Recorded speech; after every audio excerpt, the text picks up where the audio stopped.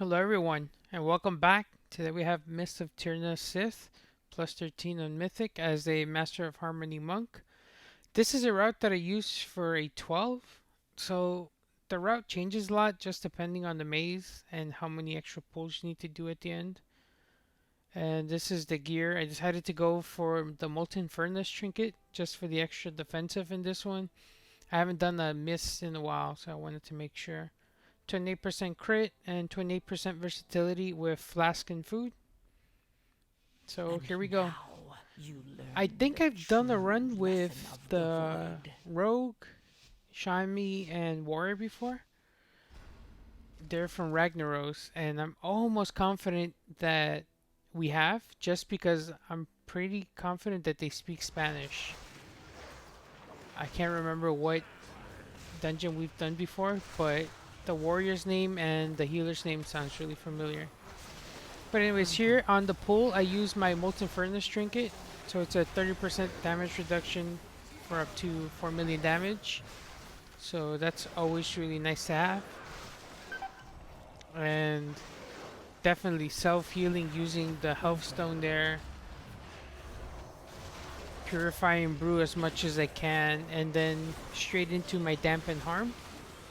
Just because I started to notice that I was taking a lot more damage. So just constantly rotating defensives. I use diffuse magic as well, just to avoid any magic damage from any of the casters if they were to just hit me. So trying to keep all of my defensives like on use. Keep a nice rotation. Also, the Swarmlord's Authority is a really good defensive trinket. I've noticed. 3 million absorb, and then throughout, just the little scarabs helping out in between. I managed to get a weak aura to track it. You can see it right next to my unit frames. It's really good. It took me a while to get it. I remember I had gotten it like 2 or 3 months ago during a heroic raid, and I sold it off for 300k. It was a warrior who wanted it. I kind of didn't understand why it was so good. I just knew that it had haste on it, and it wasn't something that I needed as a monk tank back then. It's part of the reason why I don't use the egg sack trinket from Marakara. It gives good stats, but it's the haste that probably doesn't do me any good. That's what I thought. Anyways, here, these two bow breakers, I thought about pulling them, but I noticed that the healer and two of the DPS weren't there, so it probably would have wiped us. It was really stupid of me to drop the Black Ox there because it could have ran into one of our DPS and just like one-shot them. Another thing I've done here is I'm constantly moving, so not trying to stay stationary because in my previous run, I've noticed that if I would stay stationary, I would get hit by the Bramble Burst, and it's a little bit annoying because you get slowed. Like there, I got hit because I stayed stationary trying to toss out the Chi Burst. So I try to work on moving around a bit more. I executed it there and then just continued. The DPS was pretty good. Um, I think the Warlock had a couple of things to say at the end about the Warrior. Maybe he wasn't satisfied with the Warrior's DPS, but it was enough for us to get this done, so I'm not complaining.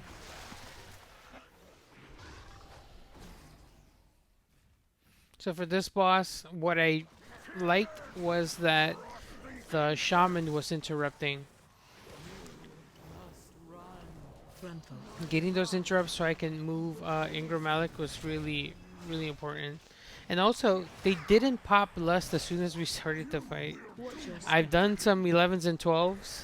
I've healed some 10s now. And what people do is they'll pop lust as soon as the encounter begins. And they don't know that they have to save it until um, we can get this first turn in to break his chains so that Malik can take increased damage. Obviously, you know, in the 10 and 11, some people don't know that. You know, they're just a little bit eager to get the damage out. Here, as you can see, they interrupt him. The rogue interrupted him, and then I can just taunt them to run at me, which is really important because you can see the whole half the field is covered with that goo. Here we go. Here we pop the lust. This would be the perfect time to pop lust. It sounds a little bit silly, but there's people who really don't know these kind of things yet.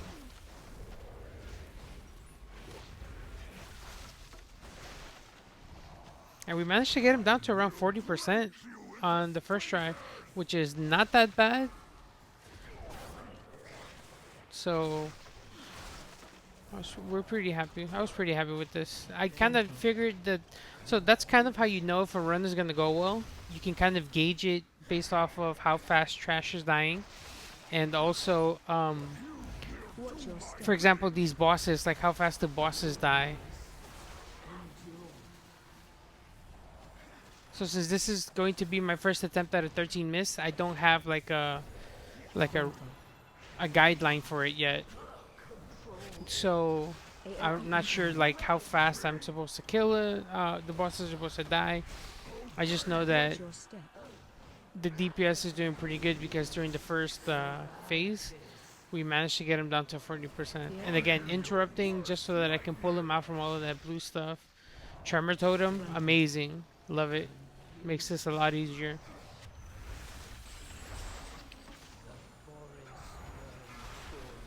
And here in the second phase, we kind of just burn them down. He's dropping fast.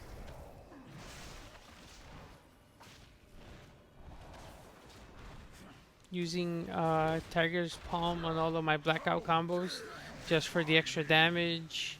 If I get any procs on my Keg Smash, just using them. So there I just pinged him to stay on Ingra Maloch just because he was low and I could have executed it as soon as he got to 13 mil. The Warlock here, before we started the run, asked me if I wanted those side mobs. And I told him, yeah, sure, I don't mind. So here he is pulling them. He's using his pet. He uses his pet to run around and get them. While we deal with these two defenders.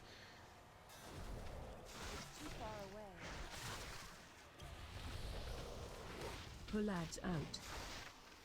I'm just keeping an eye on them, trying to get close and then spinning crane kick, sorry. That Guardian almost charged at the Warlock and probably would have destroyed him. And here it gets a little bit messy because it's like, there's like those two pools in the ground and then this Shaper is not coming at me and just like, what am I doing? But I figure I could just run side to side just to kind of keep them all together and not run like crazy far. Like there, you see, it was a little bit crazy. Just like move ahead like a little bit just to get them into position. Because another thing about Masters of Harmony, it's that we do like a frontal cone AoE with our Blackout Kick, Tiger's Palm, Rising Sun Kick. So if you kind of don't line them up, they don't all get cleaved. So that's another thing that it took me a while to learn. Like you have to line them up so that your abilities can deal more damage to them in the cleave. So as you can see there, they're all lined up. And again, I'm just spamming my abilities into them, trying to keep them into a line. Pull-outs out. Pull-outs out. So if you drop your Black Ox statue and you taunt it, it taunts all the mobs and it hasty provocation gets applied to them, which means that they run at you 50% faster. So that's another benefit of Black Ox statue to get them out of these blue circles. Pull-outs out.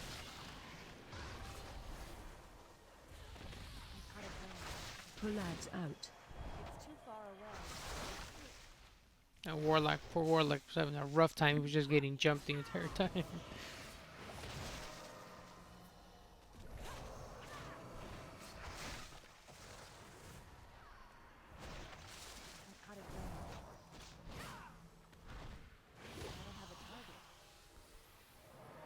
This Shaman was doing a really good job at leading the maze. Okay, now for this Night Blossom, I think I've heard people say that this is probably like the hardest mini boss you can get here. It probably is harder later on in like 15s. But here, as you can see, just the Celestial Brew and the Purifying Brew is more than enough to take care of it. As soon as he does this Watch your AoE, step. he does the triple bite. You just use the Celestial Brew and then cleanse the poison off yourself, and you're good to go. You saw that I didn't take a lot of damage. So, just Celestial Brew before the cast goes off, and then get ready to detox yourself so you can remove the poison. And that's pretty much it. It's really not that Watch your hard. So step. again, AoE, and then he goes into the triple bite, so you can just Celestial Brew it, and then you're good to go. Here I didn't have any cooldowns, but he was pretty much dead. And of course, here, this is the pull that's so annoying. It's the double guardians. So I used no Defensive. defensives this first time. I was Defensive. just like, whoa, whoa, whoa. I completely forgot. But there I used diffuse magic. So that anima slash is a magics and physical attack. So diffuse magic kind of helps me tank the Defensive. magic portion of it, so I can stagger the rest. Defensive. There I used my Molten Furnace trinket, so 4 million damage absorbed. It's a 30% damage reduction for us, quote unquote, just because the 4 million Defensive. absorbed is taking the brunt of it. Defensive. And they're just purifying as soon as I get hit with the Anima Slash, just so that I can clear the stagger and also heal myself. So here, Defensive. Celestial Brew into that, and then Purifying Brew as soon as you get hit, just to help with the damage mitigation. And again, here's another Mistfall Night Blossom. It's the same thing, just Celestial Brew after he does triple bite, or before he does triple bite, and then just keep an eye out on the AoE. So it's pretty straightforward. Watch your step.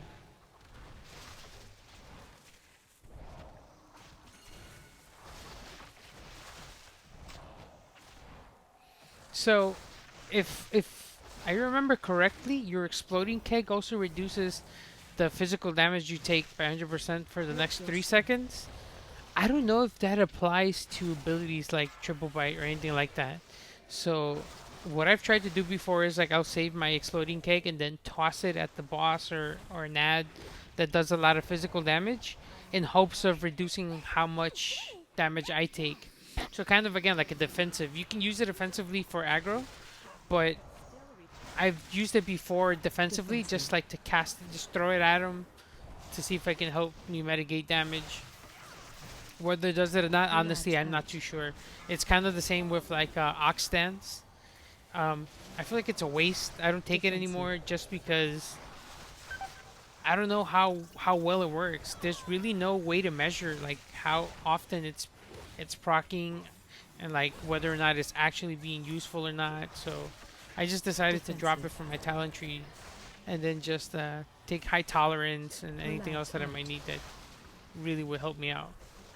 Here I probably should have also focused on the casters, but the next anima slash is coming up. I have 10 stacks for my Celestial Brew, and as you can see, it really helped a lot there. So, just to reiterate, that's why I like Master of Harmony with Light Brewing. It's more cast for Purifying Brew and for Celestial Brew. It's more defensive, so I can kind of rely on myself more to keep myself up.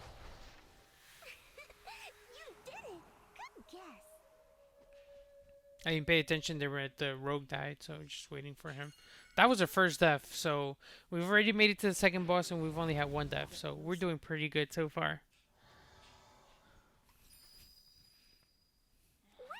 So I remember for the 12 that I did, on this boss I was really nervous, just because it has that mechanic where you have to interrupt patty cake or else it's like a one shot, you're pretty much dead. You could probably tank it with like a fortifying brew, but in the 12 I was really nervous, so much so that I barely did any damage, just trying to anticipate the patty cake ability coming up, Stay just so away that I from wouldn't lines. trick myself into interrupting anything else.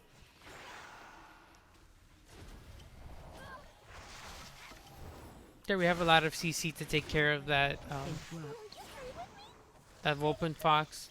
So I Stay away think the from Warlock lines. feared it, and then the Shaman used the totem for the slow snaring totem or whatever it's called, and I paralyzed it as well. Here, I suck at this. I didn't know what we were attacking. I'm just waiting for somebody to tell me what to attack, and luckily the Stay Warlock away came from through. lines. Because honestly, I wouldn't have known what to do. I suck at the maze mini game. I never really got the add-on for it, the weak aura for it, and I probably should learn it. But again, I'm just depending on Stay whoever away can from do it. lines. There, you can see we have four different CCs on it: incapacitator totem, the slowing totem, a fear, and then also my 1 minute paralysis.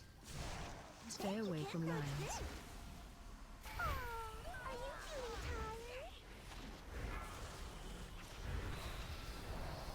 There, so whenever it spawns right next to the melee, you just roll away and taunt it so that you pull the boss away, and the thing doesn't spawn on top of you because it's like if it Stay touches away from anyone, I lines. think it blows up and it's a wipe. Interrupt. So you kind of don't want that. Here we were lost, like nobody knew what was going on. So we wasted about like five or 10 seconds just trying to figure out, okay, what are we doing? And then the other thing you don't want to do with this Mistcaller is you don't want to tank them in the water or near the water because the arrows that show you the little Stay volley, away from lines. the dodgeball, it disappears in the water. It's a glitch. I learned that the hard way during a 10.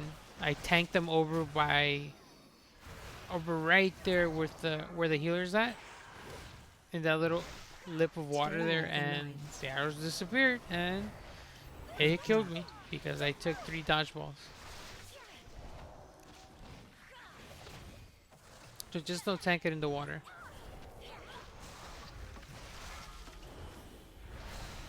Stay away from lines.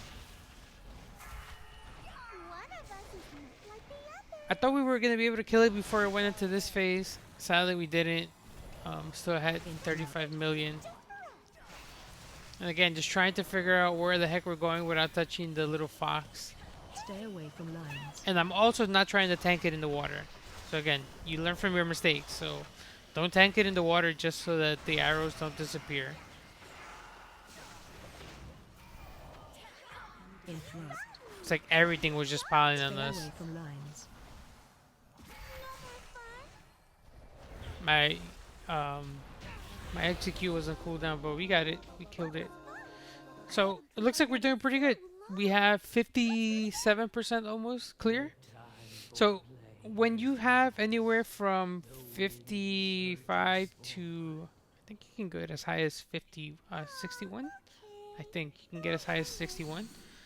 You have to clear less. But if you get anywhere from like 51 to 53%, you have to clear a whole lot. So here I'm preparing to clear all of this. I know a lot of people skip this. I don't know why. I feel like it's an easy pull. It might be harder on 14s or 15s. I don't know yet. Still doing this. It could be like it's a lot of AoE damage, so it's harder, especially there. AoE incoming. So you're gonna have to kind of round up a lot of these. It was probably pretty dumb of me to go down this route. I kind of got a little bit lost. I was supposed to go to the right, and I ended up coming to this side. I was supposed to go to the other side. But I ended up coming here down this branch, and you're gonna see what happens right now. That was a bit funny. But the shaman dies. He falls off. You see him. You can slow down. He falls off the branch. For the life of me, I don't know what happened. AoE incoming. But he died. I don't know if he hit a bubble and he got knocked out, but he died. And this is why this pull was stupid. Those Reavers, they get on your DPS and they're dead. So they do like a little charge and they kill him. There, the problem though was that I didn't have aggro, Watch your step. so probably not recommended to come here. If I would have died there, it probably would have been a wipe, and a wipe there definitely would have been the end of the run.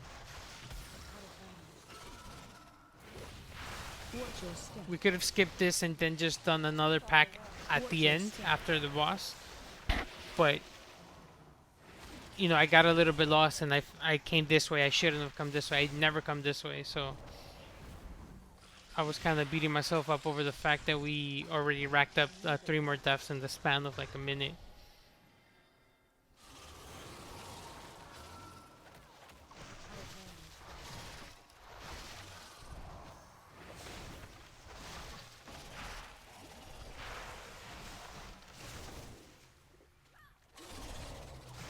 Watch your step. They're just hard to see them just so that they wouldn't get that cast off. I do that a lot here. You'll see that I'll use my leg sweep a lot more often here.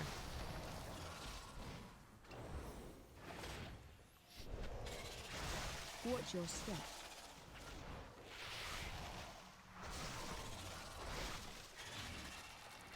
And I'm just executing away, just trying to make sure that these pulls are fast.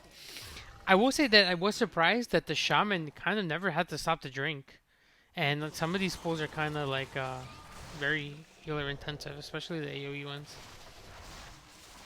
But honestly, so AOE incoming. Mist, City of Echoes, and Dawnbreaker are probably some of the easier ones to tank.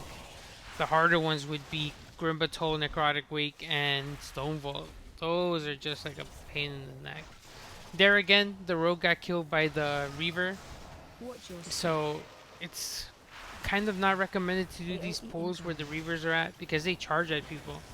So what I did here was I just dropped the Ring of Peace so that if they charge, they would bounce off. Right there, one of them bounced off. Another one bounced off. Watch your step.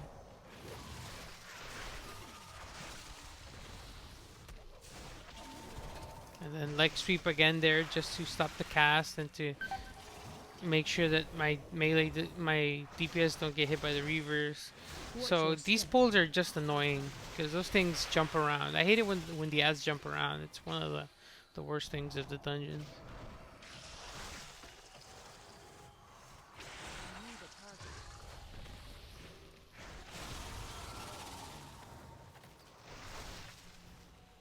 I was kind of tempted to go into the next part and pick up those other mobs, but I didn't want to risk it. It was already like we were doing good time, and I didn't want to make things a lot worse. Their Ring of Peace to help with the AoE cast, the volatile acid. Watch your step. And again, the Scarab Trinket, the Swarmlord's Authority, 3 million absorb, which drained in like 2 seconds. I took so much damage, it was gone in 2 seconds. It's kind of crazy. Watch your step. I do need to get a new Celestial Brew Weak Aura because the one I have right now, I feel like it doesn't track it correctly.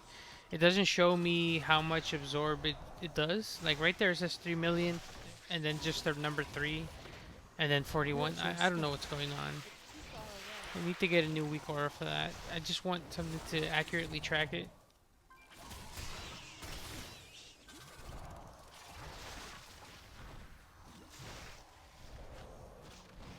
Watch your This step. was kind of where I noticed that we were going to be ahead of count. Like we're here, we're going to be a little bit closer to 96%, 95, 96%. And we still have a whole other 3 mobs to kill. But again, is that bad? Because after this is just the boss. We don't have to hurry off into the next side of the dungeon to clear more another pack or 2 because we didn't have the total Watch percentage your step. after we killed the boss. I think that's like a normal occurrence here. It's like you kill the boss and then you run and you do more percent. Just because it's the maze makes it really difficult to kind of calculate how much percentage you're gonna get.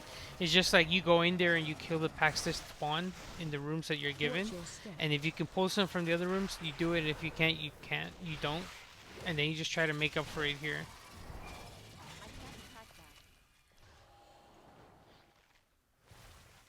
They're just making sure that the warrior's okay, that the healer's mana's good, and letting them know, hey, pop lust as soon as it's up. I probably should have gone in there with Celestial Brew up, Watch your because I step. almost got one shot.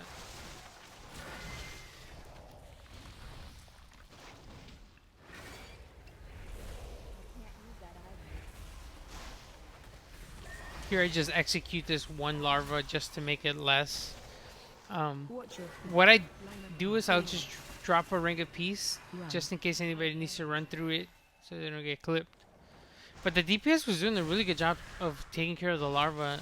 I remember in 10s and 11s, it was a pain in the neck because everybody would get killed by the larva because Watch your nobody would step. attack it. They would just try to tunnel the boss.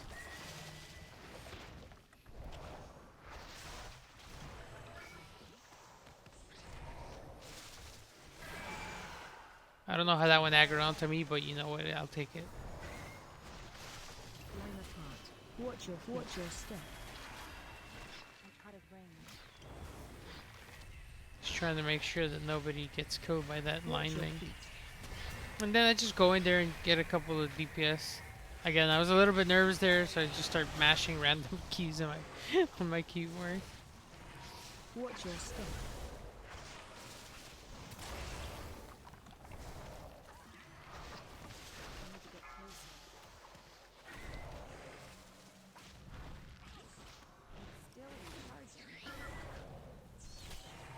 The melee DPS apparently was a little bit low, but I'm gonna say that that's probably my fault. I Run. wasn't positioning the boss too well so that the melee had a chance or some space to kind of run up to it and DPS it. It gets surrounded by a lot of this green ooze on the floor Watch in your a little bit, Watch your step. and then it's just hard for them to come in there and DPS. The warrior's sitting at 800k DPS while everybody else is over a million. So that kind of really sells a lot too.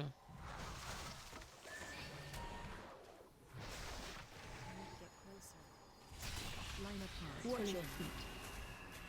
Run. Mind you, we have 5 minutes to do this boss, and Watch your step.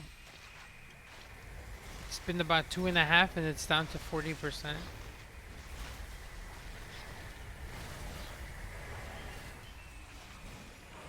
Watch your feet. Watch your step.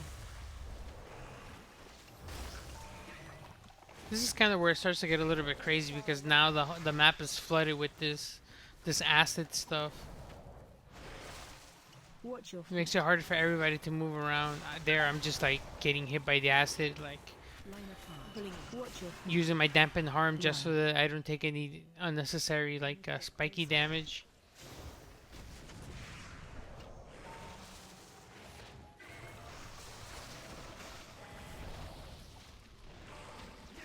Watch your step.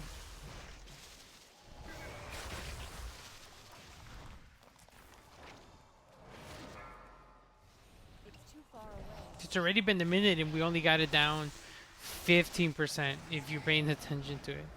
So Line apart. Pulling in. it definitely got a little bit crazier towards the end. Watch your feet. There I should have ran and pulled it towards the opening towards the south, just because it's a lot more cleaner, so it's more space for everybody to kind of move around. There, look at that. I mean, that definitely it killed the warrior. Yep, and I'm gonna say that's my fault because I could have moved it over to where the healer's at right now, and they would have had a lot more space. So now we're like down to a minute and we have 12%, 2% left. Run. So I'm thinking I'm gonna fortify brew and then I'm gonna go in there and kill it, but I didn't want to run in there and just get killed. But executed it and there it goes. So now I'm sitting at 2993 rating. Just 7 more points for 3000 rating. Incredible. And here are the meters. I can kind of see why the warlock was upset with the warrior, but that's probably mainly because he or she died. And the healer, well, I did almost as much healing as they did. Gift of the Ox was probably going crazy. This is my damage meters. Aspect of Harmony dot doing a lot. I think it would even out with Shadow Pan if they made the dot crit. If it could crit, that would probably put us even with damage. And again, Gift of the Ox #1 this time, Celestial Brew, doing a lot of absorbs, and also the Ravenous Scarab from the Swarmlord's Authority, doing great amount of absorbs. So yeah, that was a Mist of Tirna Scythe on 13. So hopefully for the next one, I'll be hitting 3,000 rating. Pretty excited for that because I pugged my way there with Master of Harmony. So pretty excited for that. I'll also be releasing either a short or a video on my week auras on Monday. So stay tuned for that and see you for the next one. Take care.